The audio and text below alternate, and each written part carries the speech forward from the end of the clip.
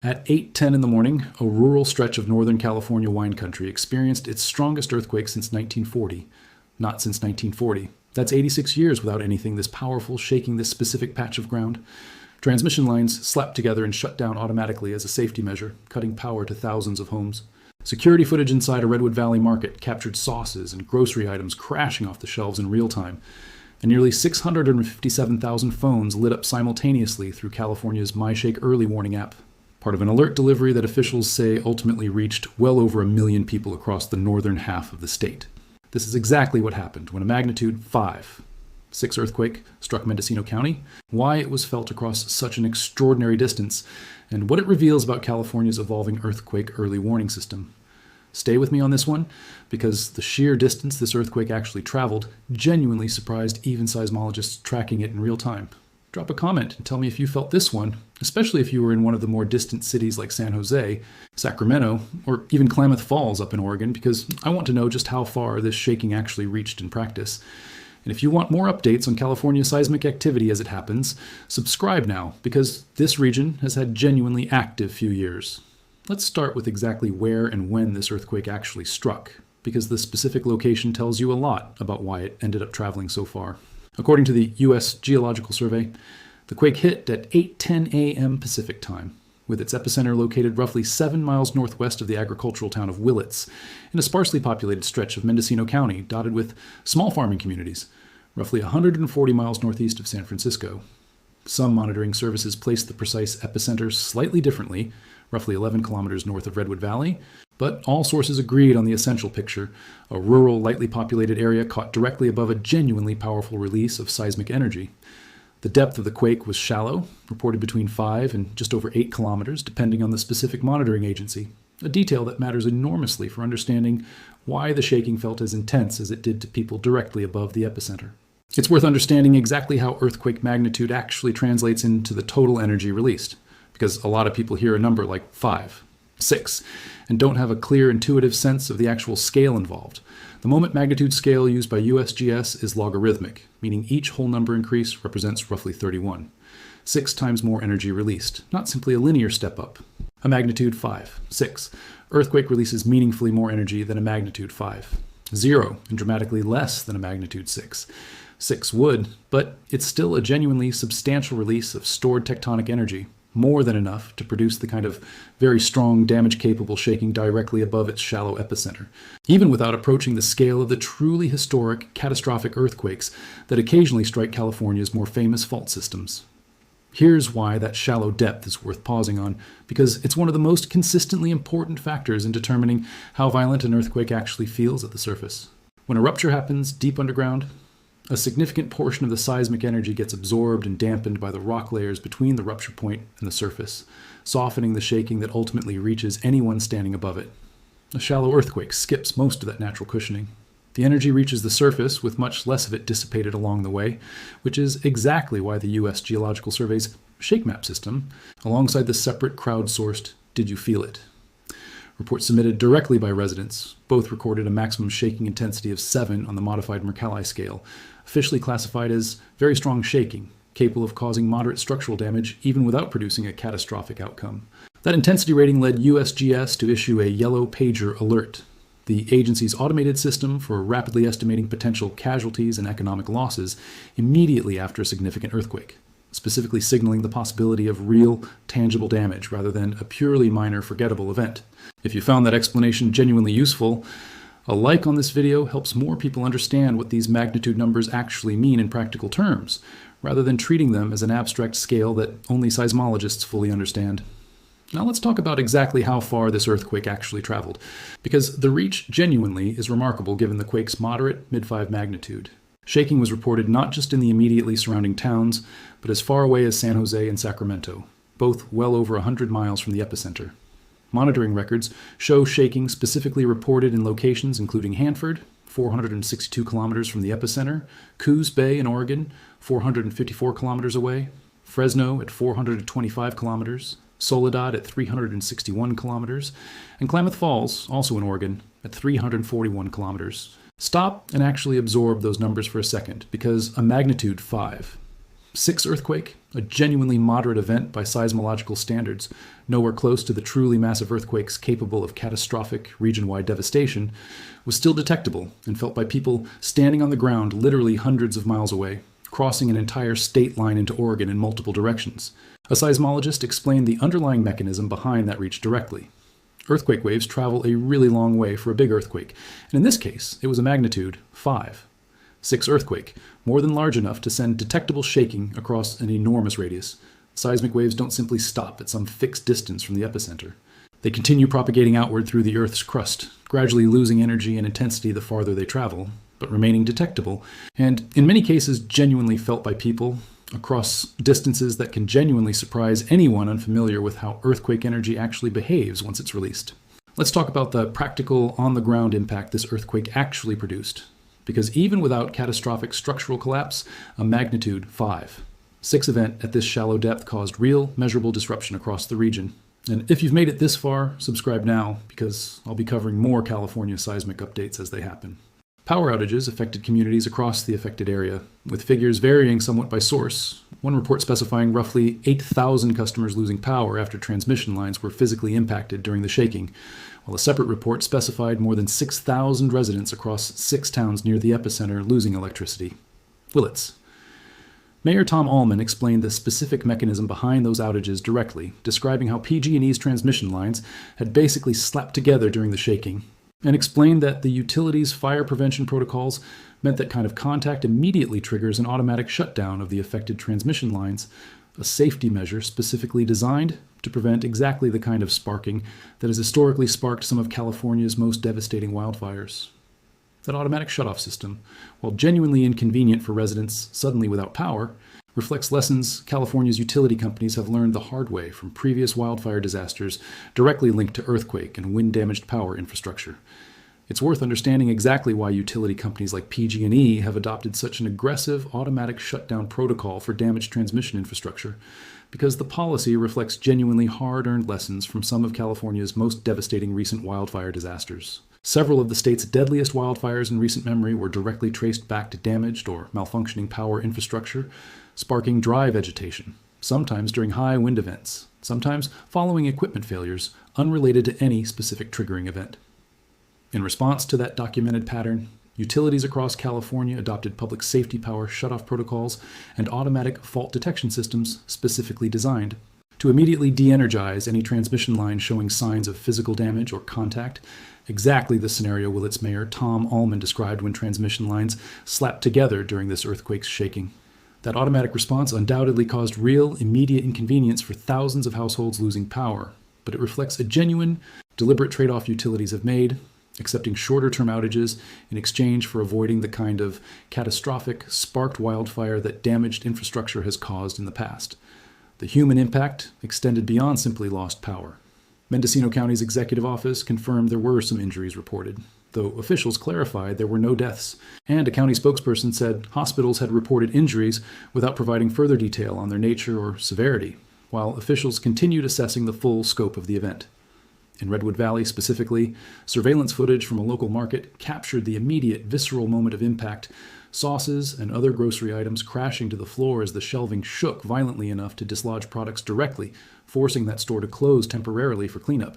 Nearby, in Willits itself, the local Safeway also closed temporarily, while employees assessed damage and cleaned up, and fuel pumps across the area were shut down pending safety inspections, before being allowed to resume normal operation. One area resident described watching a computer monitor knocked over and framed photos falling off the walls inside his home during the roughly 30 seconds the shaking lasted, though he noted he found no structural damage once he'd had a chance to inspect the property afterward. Now, let's talk about the piece of this story that genuinely represents one of the more significant public safety successes buried within this earthquake. Because California's earthquake early warning system performed at a scale worth understanding in real detail. And if you found the wildfire prevention context useful, subscribe now, because there's a lot more worth understanding about how this state's emergency systems actually function in real time.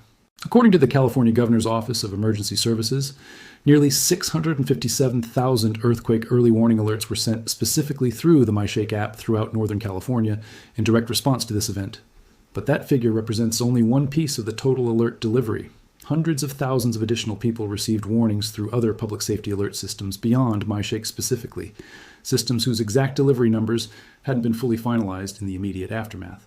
Robert DeGroot, a scientist with the Shake Alert operations team, the broader USGS-led early warning system that MyShake and other alerting tools draw from, stated directly that the total alert deliveries for this specific earthquake would ultimately be well over 1 million people, a genuinely massive, successful real-time warning operation triggered by a single moderate earthquake. It's worth understanding exactly how that early warning system actually works, because the science behind it is genuinely elegant and directly explains why so many people across such a wide area received alerts, sometimes even in locations where the actual shaking they eventually felt was minimal or barely noticeable. It's worth understanding exactly how that early warning system actually works, because the science behind it is genuinely elegant and directly explains why so many people across such a wide area received alerts, sometimes even in locations where the actual shaking they eventually felt was minimal or barely noticeable.